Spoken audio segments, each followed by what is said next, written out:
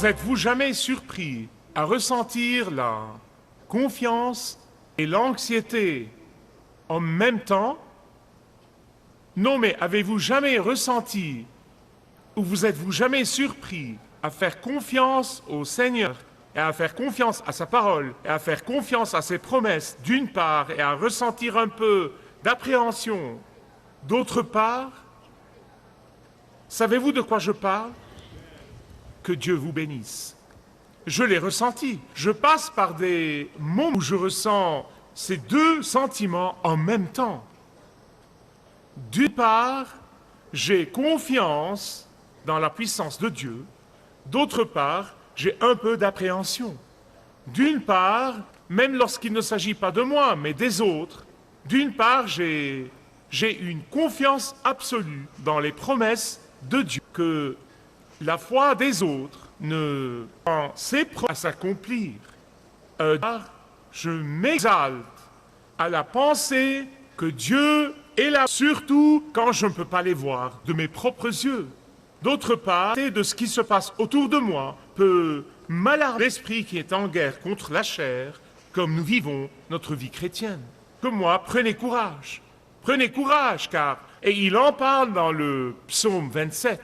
À propos, ce psaume était chanté par l'Église les dimanches. C'est une prophétie sur le Messie qui rappelle mort et sa résurrection. Il était donc chère Église. Et c'est pourquoi je veux vous dire qu'il n'y a pas de mal à sentir ces deux apparemment sentir en même temps. Et l'amant, c'est qu'ils sont vraiment compatibles. D'une part, je suis exubérant de confiance. D'autre part, je supplie Dieu et je crie à Dieu et je demande à Dieu d'accomplir toutes ses promesses. Et c'est ce que nous trouvons divise en deux parties. Dans les 6 premiers versets, 1 à 6, il y a une confiance exubérante.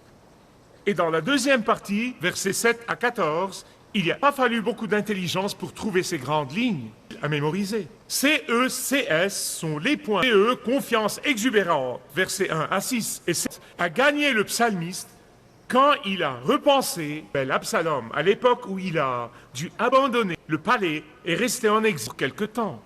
Ainsi donc, il repense à cette époque désespérée de sa vie, où après avoir été un grand roi, il a été un évadé.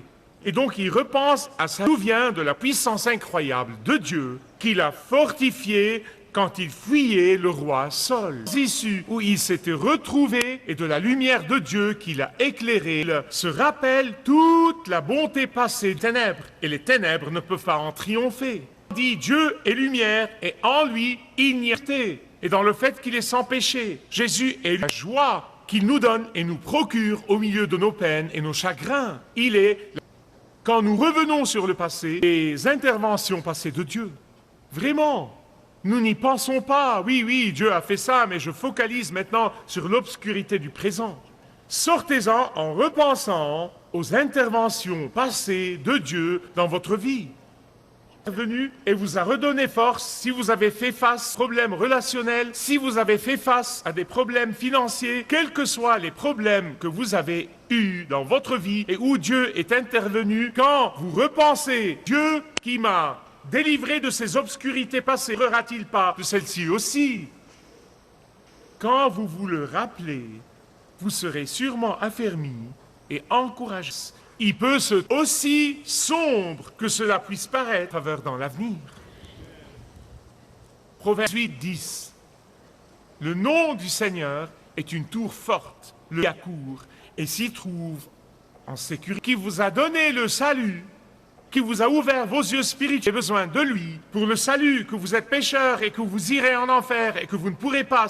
Le Dieu qui a fait tout ça, le Dieu qui vous a pardonné tous vos péchés, et le même Dieu vous préservez en ce moment, et jusqu'à qui vous a délivré de la condamnation de Satan et du péché, qui a annulé le salaire de vos péchés, le Dieu qui a annulé votre dette spirituelle, vous protégera maintenant. Mais remarquez que David était en but aux attaques au moment où il écrivait. Il n'était pas à la côte d'Azur un thé glacé. Il était en but L'ennemi semble vraiment insupportable.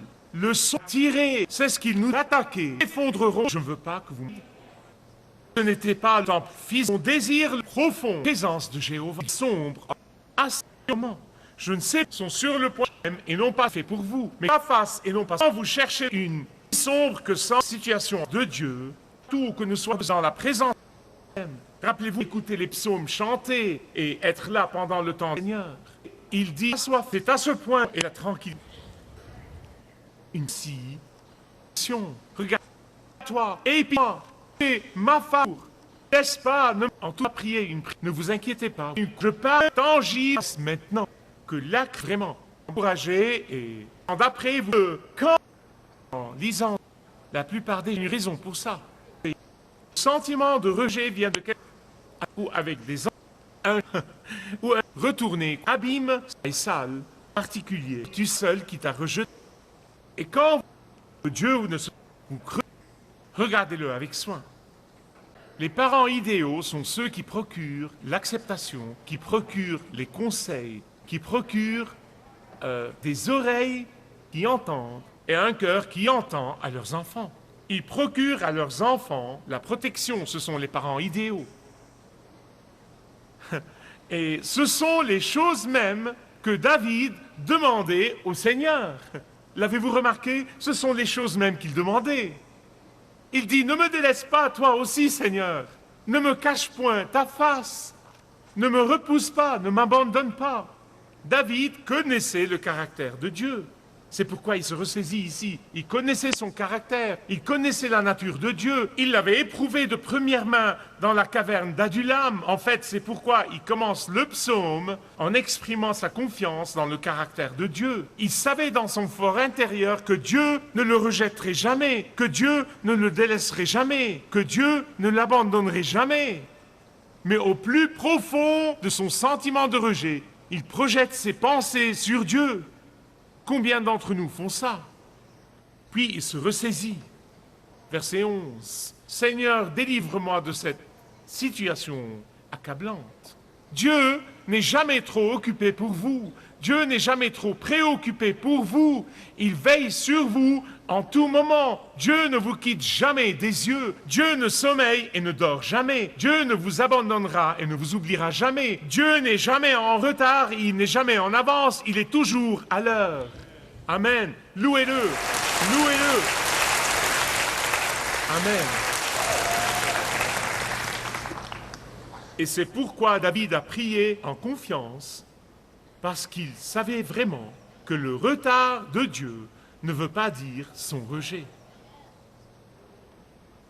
Comme un enfant qui se sent sûr et sécurisé et protégé par la présence de ses parents. David dit, verset 12, « Seigneur, je sais que tu ne vas pas me livrer à ceux qui cherchent à me détruire.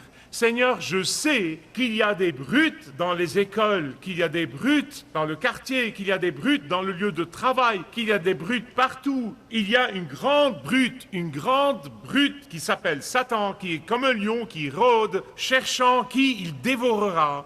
Mais Seigneur, parce que je sais que sous ton programme de protection, je suis absolument sûr que le diable peut aboyer, mais qu'il ne peut jamais mordre, car sur la croix, Jésus lui a cassé les dents.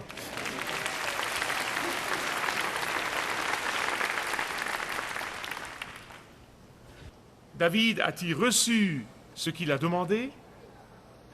A-t-il reçu l'acceptation? A-t-il reçu les conseils? S'est-il fait entendre? A-t-il été protégé? Sûrement.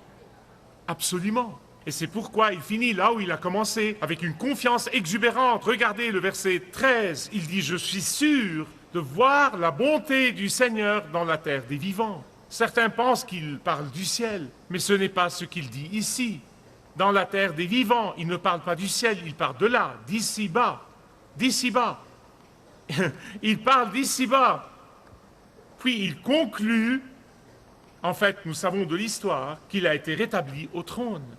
Dieu a exaucé toutes ses prières, mais les retards de Dieu ne sont pas des rejets. Il conclut, « Oh, dit-il à propos, j'ai appris une chose de toute cette expérience de ma douleur et de mon expérience de rejet, il y a une chose que j'ai apprise. Quel est le but de Dieu dans telle ou telle chose? N'allez pas trop vite et ne dites pas, bien, délivre-moi Dieu, mais dites, Dieu, que puis-je apprendre de ça? David dit, j'ai appris que le timing de Dieu est différent du mien. Il dit, j'ai appris que les desseins de Dieu sont plus importants que les miens. J'ai appris que le plan de Dieu est plus grand que le mien et que l'exaucement de Dieu va au-delà de mes attentes. Il dit, j'ai appris que les solutions de Dieu sont bien meilleures que les miennes. J'ai appris que les bénédictions de Dieu dépassent de loin tout ce que je peux concevoir et imaginer. Tout ce que vous devez faire, verset 14, le dernier verset, tout ce que vous devez faire, dit-il, faites-lui confiance et attendez. Faites-lui confiance et attendez. Je pense souvent que si un bienfaiteur généreux ou un grand roi vous promet quelque chose, n'est-ce pas que vous allez attendre avec beaucoup d'espoir et croire qu'il tiendra parole d'une façon ou d'une autre? Combien plus Dieu? Combien plus Dieu? Le Seigneur est ma lumière et mon salut. De qui aurais-je peur? Et la réponse est de personne. Disons-le de nouveau. La réponse est Amen. Si vous désirez connaître Dieu d'une manière personnelle, demandez le livret « Retrouvez la joie que vous avez toujours désirée » et vous pourrez découvrir l'amour de Dieu pour vous et apprendre comment expérimenter son pardon.